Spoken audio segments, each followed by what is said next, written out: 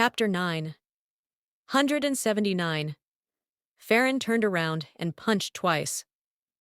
With two loud bangs, the two bodyguards fell to the ground, clutching their stomachs and screaming. At this time, Farron said coldly, Wilbur doesn't hit women, but I don't go by the same rules. If you dare to make Wilbur angry again, do not blame me for destroying your family. Everyone was shocked. This guy was skilled at fighting. Little did they know that Farron had now entered the ranks of cultivators. Although he was only at the lowest level among cultivators, it was simple for him to deal with ordinary people. Regardless, everyone was not optimistic about Farron's reckless behavior. Zev was much more powerful than that. By this time, Zev had already arrived in front of his daughter.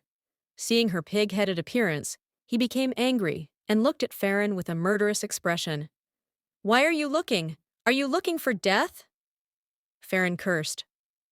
Zev said coldly, in an extremely grim voice, "Boy, no one in Skyville City dares to talk to me like that.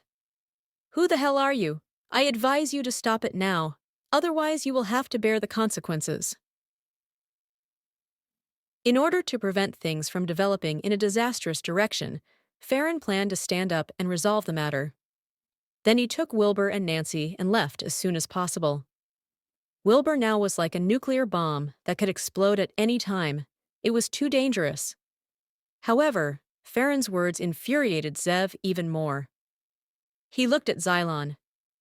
Xylon stood up and walked towards Zev with an expressionless face. Everyone was shocked. No wonder Xylon came. It turned out that Zev had made all the preparations long ago. Xylon was meant to suppress possible accidents. He was the top dog in the underground world of Skyville City. Carson finally finished answering the call. He glanced at Zev and the others, then got up and walked over. "Mr. Lloyd, if you have something to solve, please don't get too worked up over it. I still have a meeting to attend, so I have to make a move first," Carson said to Zev. When everyone heard this, they could not help but sigh. After everything that happened here, it was truly unsuitable for Carson to stay around.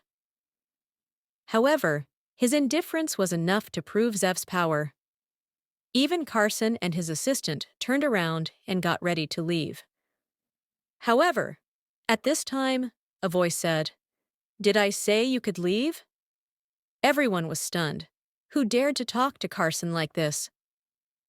Wilbur was looking at Carson coldly. It was obvious that this was what he said. Carson looked surprised and looked at Wilbur. "Do you know who you are talking to?"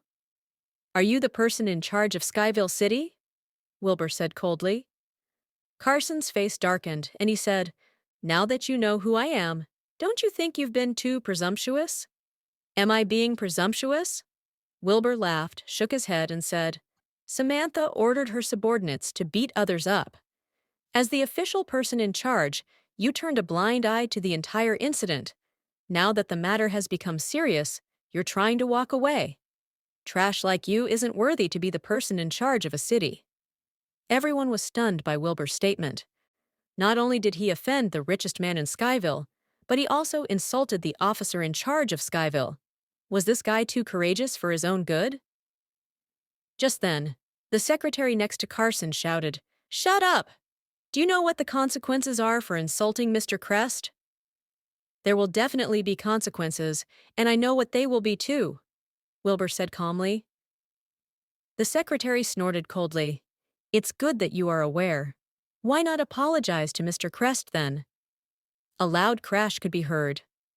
Farron had rushed over and kicked Carson to the ground. "You bastard!